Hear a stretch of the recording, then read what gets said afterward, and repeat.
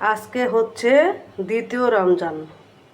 তাই এই রমজান মাসে আমরা যে যতটুকু পারি অপচয় থেকে বাঁচবো, অপচয় করব না। যে যতটুকু খরচ করব হিসাব করে করব।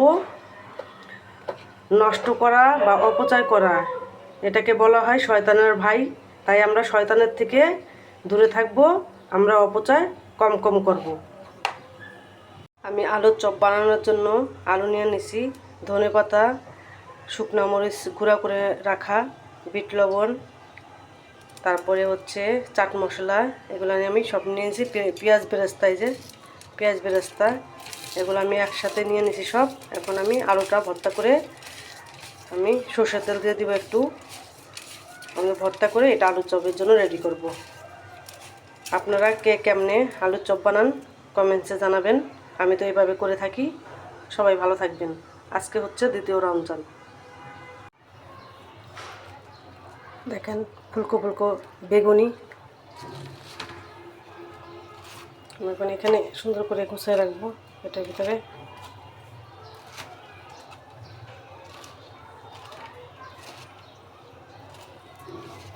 আলুর চপটা আজকে একটু আগে আগে ভেজে ফেলছি, কারণ চুলায় গ্যাস নাই তো, তাই অনেক দেরি হয়।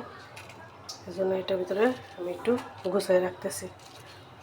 আর এখনও চুলায় আছে, পেঁয়াজি বাকি, এই যে পেঁয়াজিটা বাকি আছে।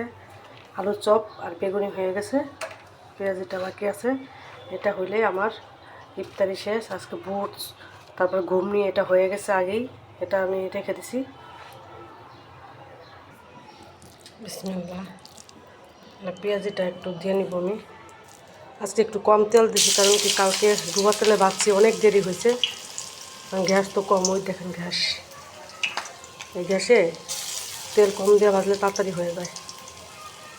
এই জন্য আজকে ভাবতেছি একটু তেল কম দিয়ে বড়ার মতো ভেজে নেব। আমি একটু পাতাকপিও দিছি, দেখেন, তাহলে সবজিও খাওয়া হলো, পেঁয়াজও খাওয়া হলো।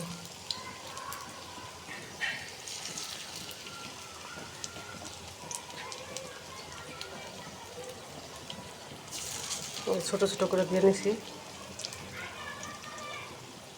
এটা আমি প্রতি বছর এটার ভিতরে আমি ইফতারি ভাজি। এখন এইভাবে আমি সব পেঁয়াজগুলো ভেজে নিব। এই দেখেন লাল হয়ে গেছে, এই যে কম তেলে দিছি তাড়াতাড়ি হয়ে গেছে। কালকে ডুবা তেলে দিয়ে অনেকক্ষণ লাগছে আমার ভাজতে, কারণ গ্যাস কম হলে ডুবা তেলে হয়তো জানা সহজে।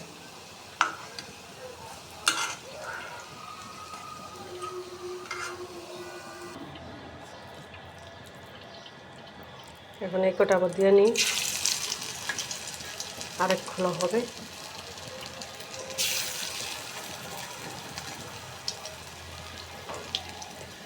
আজকে দ্বিতীয় রমজান চলতেছে আমাদের।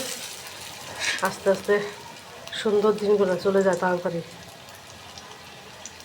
আস্তে আস্তে রমজান আসলো, আবার চলে যেতেছে একটা একটা করে। কীভাবে দেখতে দেখতে একটা মাস চলে যাবে। আমার রমজান আসলে এত খুশি লাগে, দিনের বেলা খাওয়া লাগে না, কোনো রান্না খাওয়ার ঝামেলা নাই। অনেক খুশি লাগে আমার এই রমজান মাস আসলে। রোজা থাকতে তো ভালো লাগে, তারপরে খাওয়া দাওয়ার ঝামেলা নেই। কার কেমন লাগে কমেন্টসে জানাবেন রমজান মাস আসলে। এর তো আমার এইটা হইলেই শেষ।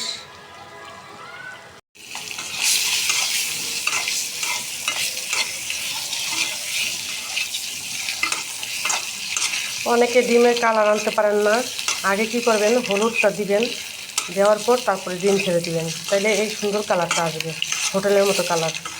অনেকে বলে হোটেলের মতো কালার, আমার হয় না, কিন্তু আমি সবসময় যে হোটেলের মতো কালার আনার চেষ্টা করি। ডিমটা দেখতেও সুন্দর লাগে, খাইতেও অনেক মজা হয়। আগে হলুদটা দিতে হয় তেলে, তাহলে এরকম সুন্দর কালার আসে। এই যে আমার একবার হোটেলের মতো কালার হয়ে গেছে। বাচ্চারা আজকে নাকি ডিম দিয়ে সাহরি খাবে, তা আমি এই ভোরাতের জন্য ভুনা করতেছি।